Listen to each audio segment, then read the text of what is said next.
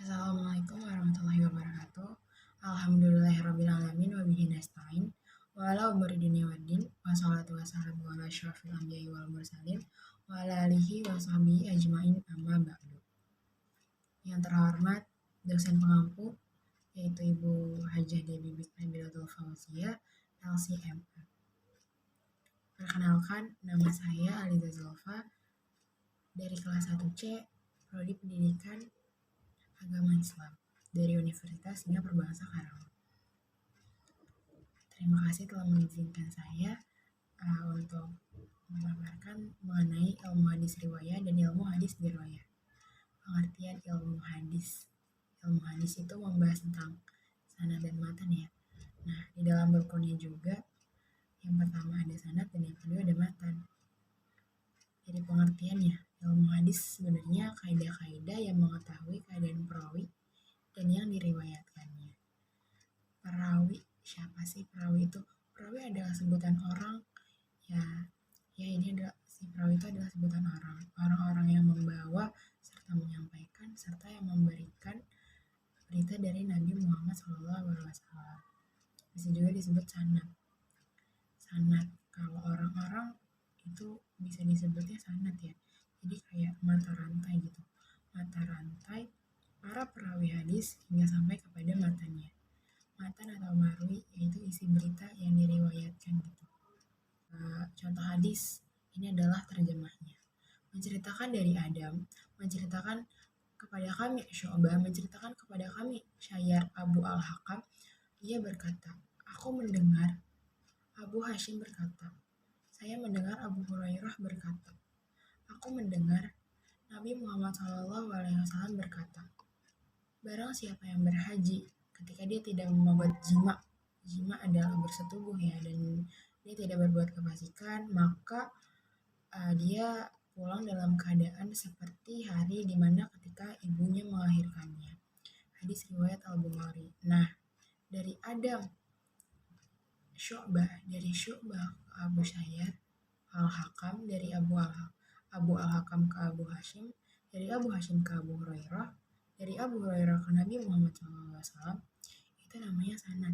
Berarti perawi ini tuh orang-orangnya gitu ya. Nah, isi dari hadis Nabi yang mereka bawakan gitu. Lanjut kepada ilmu hadis yang tadi kita udah membahas sanad dan matan, dan selanjutnya kita kepada bagian ilmu hadis. Di ilmu hadis riwayah, ilmu yang mempelajari tentang perkataan-perkataan Nabi, perbuatan Nabi, periwayatannya, batas-batasannya, hingga ketelitiannya dalam segala redaksinya. Yang kita bahas di sini adalah Nabi Muhammad SAW sendiri. Dan ketika kita membahas di ilmu dirayah, ilmu yang mempelajari tentang hakikat periwayatan. Nah, contoh dari hakikat periwayatannya tuh gini. Kita pelajari dulu dari maksudnya apa ya. Jadi tuh ya dari hakikat ini tuh maksudnya memindahkan berita dan menyadarkannya kepada orang yang membawa berita. Jadi gini, contoh simpelnya. Misalnya si A mendapatkan berita gitu. Dia mendapatkan berita dan dia menyampaikan kepada si B. Nah, ketika si B ini menyampaikan lagi, dia harus dengan catatan ya, menyampaikan itu dengan catatan. Dia harus bilang bahwa dia mendapatkan berita ini dari si A. Itu hakikatnya. Nah, syarat-syaratnya itu apa sih? Syarat-syaratnya adalah metode perawi ketika menerima periwayatan hadis ya. Ya, mereka harus mendapatkan izin gitu. Bahwa apa yang dia riwayatkan itu tidak ada cacat atau kejanggalan yang memang bisa diterima ya. Kalau ada kejanggalan itu mungkin akan ditolak. Nanti kita bahas di hukumnya. Dan macam-macamnya ini ya, ada sanad yang terputus dan ada sanad yang tidak terputus. Misalnya yang tidak terputus atau bersambung, itu kan yang tadi ya, dari Adam ke Syu'bah, dari Syu'bah ke Abu Al-Hakam, dari Abu Al-Hakam ke Abu Hurairah gitu, dan seterusnya yang tadi saya jelaskan. Itu yang bersambung. Dan yang terputus misalnya gini, contoh simpelnya. Si A mendapatkan berita dan si B dia mengatakan bahwa dia mendapatkan berita ke si A, tetapi si A itu wafat ketika si B belum lahir. Itu yang namanya yang terputus. Dan hukum-hukumnya, ada hukum-hukumnya, diterimanya atau ditolaknya suatu hadis. Diterimanya suatu hadis ada berbagai syarat. Yang pertama, apakah si perawi tersebut adil atau tidak egois. Dan yang kedua, apakah hadisnya tidak dobet.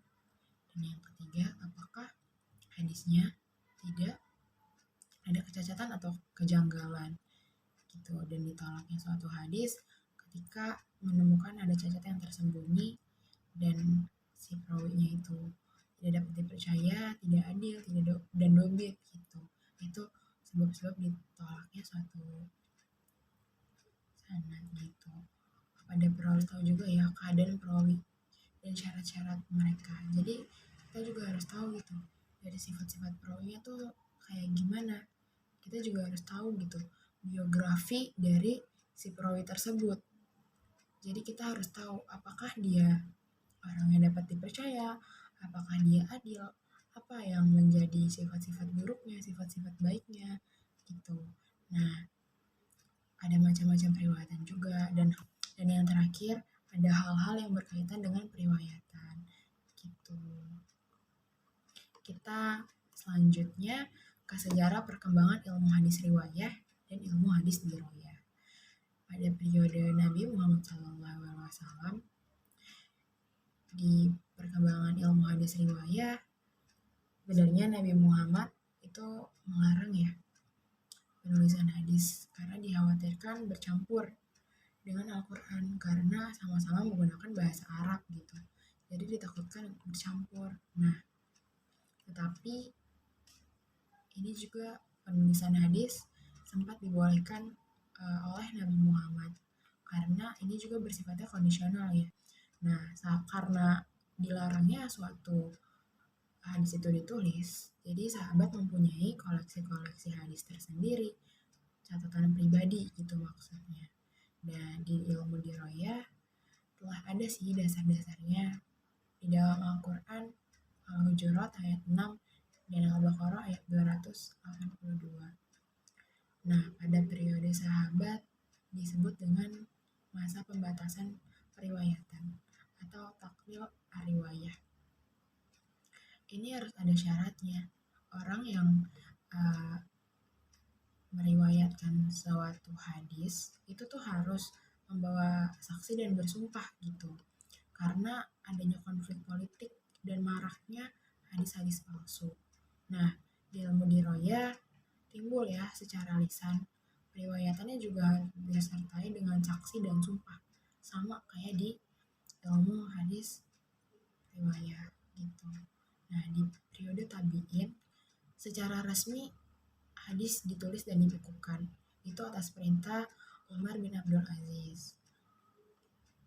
Nah, di sini juga muncul ya beberapa kitab-kitab hadis, Musannaf dan Mushatma. Nah, penulisan hadis juga masih bercampur ya dengan perkataan dan fatwa sahabat. Nih, di ilmu diroyah timbul secara tertulis tetapi belum terpisah dengan ilmu yang lain. Jadi masih bercampur gitu dengan usul fikih kayak gitu-gitu. Selanjutnya pada periode tabi'in disebut masa keemasan. Adanya kodifikasi suatu hadis gitu, masa filterisasi gitu. Penulisan hadis karena tadi di periode sahabat masih bercampur antara perkataan dan fatwa sahabat, mohon maaf tadi periode tabi'in masih bercampur ya antara ilmu hadis, fatwa Nabi dan hadis dan fatwa para sahabat. Jadi ini difilterisasi gitu, dipisahkan antara yang sahih dan tidak sahih. Nah, muncullah kutubus sittah. Model kitabnya Jami. Nah, di ilmu hadis diroyah, dipisahkan juga dari ilmu-ilmu yang lain, tetapi belum menyatu gitu. Muncul juga kitab-kitab ilmu hadis seperti Al-Tariq Al-Kabir karyanya Bukhari dan Tabaqat At-Tabi'in karyanya Muslim. Pada periode setelah tabi'in, penulisan hadis lebih sistematik ya, dan muncul juga kitab Mustadrak dan Syarah dan Istikhsar. Nah, di ilmu diroyah sudah berdiri sendiri nih sebagai ilmu hadis. Karena tadi masih bercampur, ini berdiri sendiri. Saya cukupkan pembahasan kali ini. Mohon maaf bila banyak sekali kekurangan. Wassalamualaikum warahmatullahi wabarakatuh.